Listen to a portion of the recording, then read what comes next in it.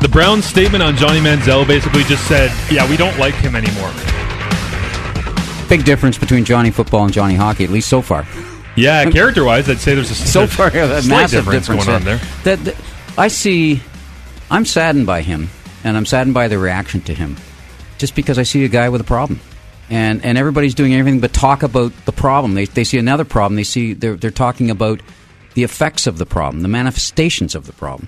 When the real problem is something else, my guess is, from looking from the outside, he's got some kind of issue there that needs to be addressed, and he's living it out in public, and we seem to be, well, we're kind of enjoying the car wreck or something. Yeah, it's true. It is a different circumstance that surrounds him, where it seems like people are embracing it rather than going, well, there's some way you can try to find help. And again, because he went as always happens, he went in the to National rehab Football right League. at the start of the year, right?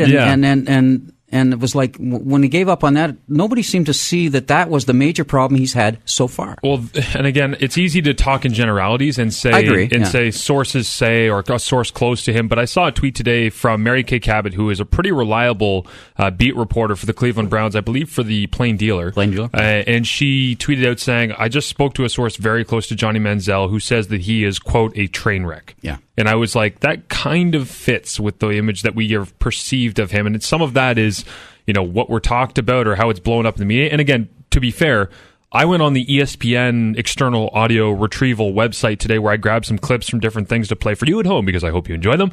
And as I went on to the ESPN website, they have 4 pages of audio every day by the time that I log on there around 3 p.m.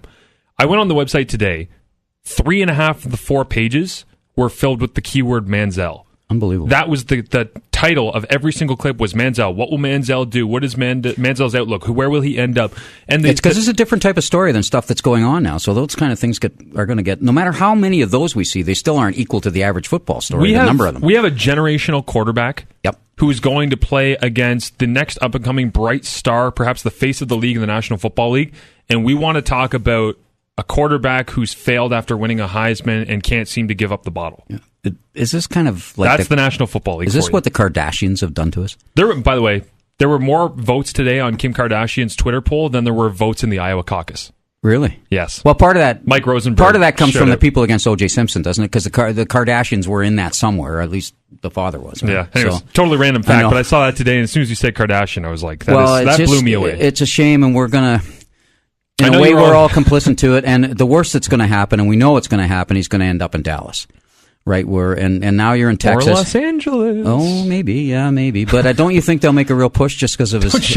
Well, maybe they go a little safer with RG3 there, but Dallas is going to do something. If the Raiders ended up in Vegas, he would have signed. He would have signed so fast. He would have put a no trade on every team in the league except for Las Vegas. Yeah, and it's funny. I just laughed at sort of the lecture I'm giving everybody else. Oh, I know, but it's which is insane. Yeah. I mean, that would be insane, and of course you'd pay to watch it because you'd pay to watch a public hanging. It is amazing the difference in the way that we perceive, an African-American guy who's 6'5", 290 and is accused of domestic abuse versus, hey, a little white guy who likes to drink. Yeah. Right? That's the difference here. That's why we laugh about it. Because I would never come in here and go, man, if Greg Hardy could go to X, Y, or Z place because it's closer to a treatment facility for, counseling with domestic abuse, that would never happen. No. But with us here, it's like, it's easy to say, Vegas, Los Angeles, New Showboat York, because guy. he could be like Joe Namath. Like it's